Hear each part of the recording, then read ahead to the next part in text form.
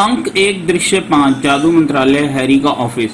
Hermione Harry के अस्त व्यस्त ऑफिस में कागजों के ढेर के सामने बैठी है। वह कागजों को धीरे धीरे छांट रही है, पढ़ रही है और समझने की कोशिश कर रही है। हैरी तेजी से अंदर आता है और उसके गाल पर एक खरोंच से खून बह रहा है। हरमाइनी पैने अंदाज में देखती है। हरमाइनी, कैसा रहा? हैरी मुस्कुराता है। खबर सच थी। Hermione, theatre not? हैरी, हिरासत में है। हरमाइनी, और काल परिवर्तक? हैरी, काल परिवर्तक दिखाता है। यह आकर्षक ढंग से चमक रहा है। हरमाइनी इसे देखकर दंग रह जाती है। क्या यह असली है? क्या यह काम करता है? यह सिर्फ 1 घंटे पीछे ले जाने वाले काल परिवर्तक तो नहीं है ना? यह और पीछे तक जाता है। हैरी, अभी हमें कुछ नहीं पता। मैं तो इसे वहीं तुरंत आजमा कर देखना चाहता था, लेकिन फिर मैंने ज्यादा समझदार लोगों की सलाह मान ली। हरमाइनी, तो अब यह हमारे पास है। हैरी, और तुम्हें यकीन है कि तुम इसे सुरक्षित रखना चाहती हो? हरमाइनी, मुझे नहीं लगता कि हमारे पास कोई दूसरा विकल्प है। इसे देखो, मेरे पास जो काल परिवर्तक था यह उससे बिल्कुल अलग है। हैरी, ऐसा लगता है कि हमारे बचपन से अब तक जादूगरी ने काफी तरक्की कर ली है। हरमाइनी, ओह, तुम्हारा चोट से खून बह रहा है। हैरी आईने में देखता है और वह अपने चोगे से घाव को थपथपाता है। चिंता की कोई बात नहीं, यह निशान के साथ सही रहेगा। हैरी मुस्कुराते हुए, तुम मेरे ऑफिस में क्या कर रही हो? हरमाइनी,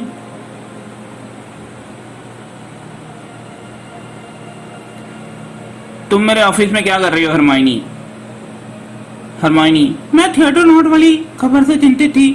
सोचा लगे हाथ चलकर यह भी देख लूं कि क्या तुमने कागजी काम निपटाने का वादा पूरा कर लिया है। हैरी, पता चल ही गया होगा कि मैं ऐसा नहीं कर पाया। हरमाइनी, नहीं, तुम नहीं कर पाए। हैरी, तुम इतनी अव्यवस्था से कोई काम कैसे कर सकते हो?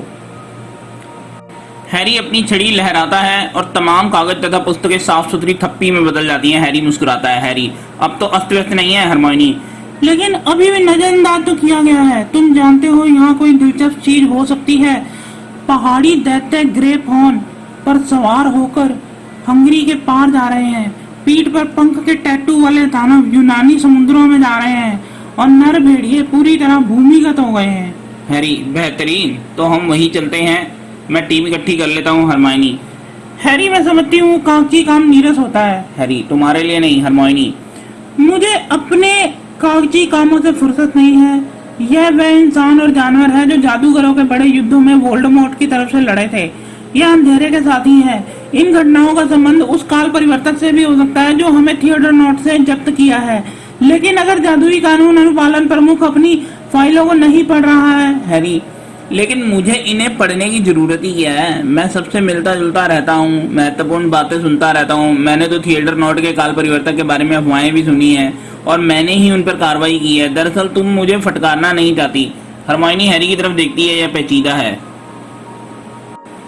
हरमाइनी, टॉफी पसंद करोगे? रोन को मत बताना। हैरी, तुम विषय बदल रही हो। हरमाइनी, हाँ, मैं सचमुच बदल रही हूँ। टॉफी। हैरी, नहीं ले सकता, इस समय शक्कर छोड़ी हुई है। अंतराल, जानती हो तुम्हें इस चीज की लत लग सकती है। हरमाइनी, मैं क्या कह सकती हूँ? मेरी मम्मी डैडी दंत चिकित्सक थे। यह तय था कि किसी न किसी समय तो बगावत करूंगी। 40 साल की उम्र में बगावत थोड़ी देर से हुई है, लेकिन देखो, तुमने अभी एक शानदार काम किया है। मैं तुम्हें कतई फटकार नहीं रही हूँ। मैं तो बस यह चाहती हूँ कि तुम कभी कभार अपने कागजी काम को देख लिया करो। बस इतना ही। इसे जादू मंत्री का हल्का सा होका समझो। हैरी उसकी आखिरी वाक्य को छिपे अर्थ को सुनता है और वह सिर हिलाता है।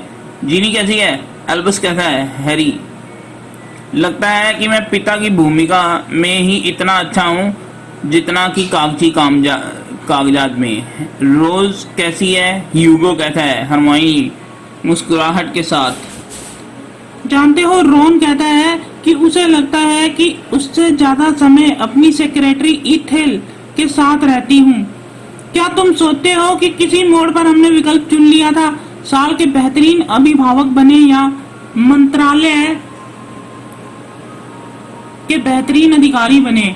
अब आओ, अपने परिवार के पास घर जाओ। हैरी, हॉगवर्ट एक्सप्रेस 1 और साल के लिए जाने वाली है और जितना समय तुमने बचा लिया है उसका आनंद लो और फिर तरोताजा होकर यहाँ लौटो और इन फाइलों को पढ़ो। हैरी, तुम सचमुच सोचती थी कि इनमें कोई महत्वपूर्ण जानकारी हो सकती है? हरमोनी मुस्कुराहट के साथ। हो सकती है, लेकिन अगर होती तो हम उससे जूझने का रास्ता खोज लेंगे हैरी। हमने हमेशा खोजा है। वह एक बार फिर मुस्कुराती है, अपने मुंह से एक टॉफी डालती है और ऑफिस से चली जाती है। हैरी अकेला रह जाता है। वह अपना बैग पैक करा लेता है और वह ऑफिस के बाहर निकलकर एक गलियारे में पहुंचा और उसके कंधों पर संसार का बोझ है। वह थका हुआ है और टेलीफोन बॉक्स के अंदर जाता है और वह 62442 डायल कर देता है। Telephone box. मेरा हैरी पॉटर। वह जादू मंत्रालय से दूर ऊपर की तरफ चढ़ता है। अंक 1 दृश्य 6 हैरी और जिनी पॉटर का घर। एल्बस सो नहीं पाता है। वह सीढ़ियों के ऊपर देखता है और वह नीचे से आती आवाजें सुनता है। हैरी को देखने से पहले उसकी आवाजें सुनाई देती हैं। व्हीलचेयर पर बैठा एक बुजुर्ग एमस डिग्री उसके साथ है। हैरी, एमस, मैं अच्छी तरह समझता हूँ, लेकिन अभी अभी घर लौटा हूँ। एमस, मैंने मंत्रालय के अपार्टमेंट देने की कोशिश की थी और वह कहते हैं कि मी डिगोरी, हम आपको अपॉइंटमेंट दे सकते हैं, लेकिन 2 महीने के बाद। मैं इंतजार करता हूँ बड़े धीरज के साथ। हैरी, एमस, मैं अच्छी तरह सुनता हूँ, लेकिन मैं अभी अभी घर लौटा हूँ और आधी रात मेरे घर आ जाते हो जब मेरे बच्चे अपने साल के स्कूल जाने की तैयारी कर रहे हैं। ठीक नहीं है एमस। 2 महीने बीत जाते हैं, फिर मुझे एक उल्लू मिलता है। मिस्टर डिगोरी, हमें बहुत अफसोस है कि लेकिन मिस्टर पॉटर किसी बहुत जरूरी काम से बाहर चले गए थे। हम स्थिति को थोड़ा बदलने जा रहे हैं। देखिए, क्या 2 महीने के बाद अपॉइंटमेंट चलेगा? और यह सिलसिला बार बार दोहराया जाता है, बार बार। तुम मुझसे मिलने से कतरा रहे हो। हैरी, जाहिर है मैं ऐसा कुछ नहीं करूंगा। बात बस यह है कि जादुई कानून अनुपालन विभाग के मुखिया के नाते जिम्मेदारी। एमस, बहुत सी चीजें हैं लेकिन जिनके लिए तुम जिम्मेदार हो। हैरी, मैं समझा नहीं। एमस, मेरा बेटा सेड्रिक। सेड्रिक याद है या भूल गए हो? हैरी, सेड्रिक को याद से उसे चोट पहुंचती है। हाँ, मुझे आपका बेटा याद है, उसकी क्षति। एमस, वोल्डेमॉर्ट तुम्हें मारना चाहता था, मेरे बेटे को नहीं। तुमने खुद मुझे उसकी कई बात बताई थी। दूसरे को मार डालो। दूसरा मेरा बेटा, मेरा सुंदर बेटा दूसरा था। हैरी, मिस्टर डिगोरी, जैसा आप जानते हैं सेड्रिक का स्मारक बनाने की आपकी कोशिश से मुझे सहानुभूति है, लेकिन एमएस, स्मारक? मेरी स्मारक बनवाने की कोई रुचि नहीं है। अब मैं बूढ़ा हो चुका हूँ, बूढ़ा मरता हुआ आदमी, और मेरे तुमसे भीख मांगने आया हूँ। मैं अपने बेटे को दोबारा जिंदा देखना चाहता हूँ। हैरी हैरानी से ऊपर देखता है। हैरी, जिंदा करने में? एमस, यह संभव नहीं है। एमस, मंत्रालय के पास एक काल परिवर्तक है। हैरी, सभी काल परिवर्तक नष्ट हो चुके हैं। एमस, मैं यहाँ आधी रात की हड़बड़ी में इसलिए आया हूँ क्योंकि मैंने अभी अभी एक अफवाह सुनी है, एक अविश्वसनीय अफवाह कि मंत्रालय ने थिएटर नोट के पास एक गैर कानूनी काल परिवर्तक जब्त किया है और इसे अपने पास सुरक्षित रख लिया है जांच के लिए। मुझे इस काल परिवर्तक का इस्तेमाल करने दो। मुझे अपने बेटे को दोबारा जिंदा करने दो। एक लंबा गहरा मौन छा जाता है और हैरी को यह बेहद मुश्किल लगता है। हम देखते हैं कि एल्बस सुनते हुए ज्यादा करीब आ रहा है। हैरी, एमस, समय के साथ छेड़छाड़ आप जानते हैं कि हम यह नहीं कर सकते। एमस, बच्चा जो जिंदा बच गया की खातिर कितने सारे लोग मरे हैं।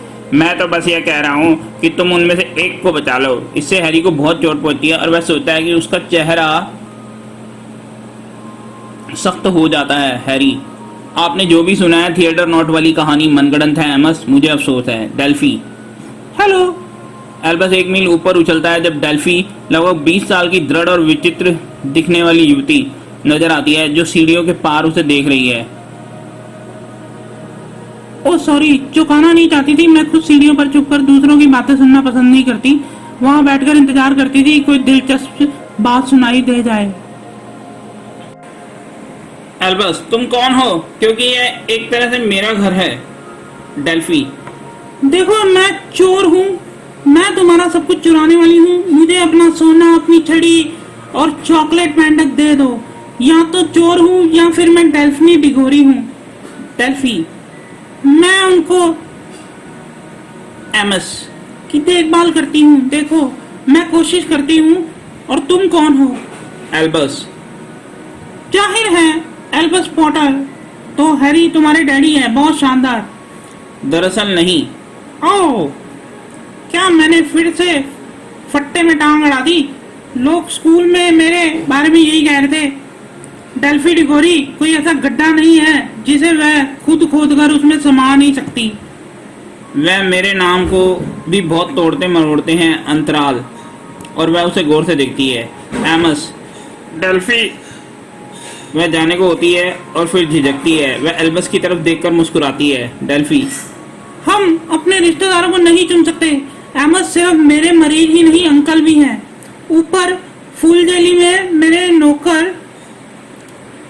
का एक कारण भी है, लेकिन इससे यह मुश्किल बन जाता है। अतीत में अटके लोगों के साथ रहना बहुत मुश्किल होता है।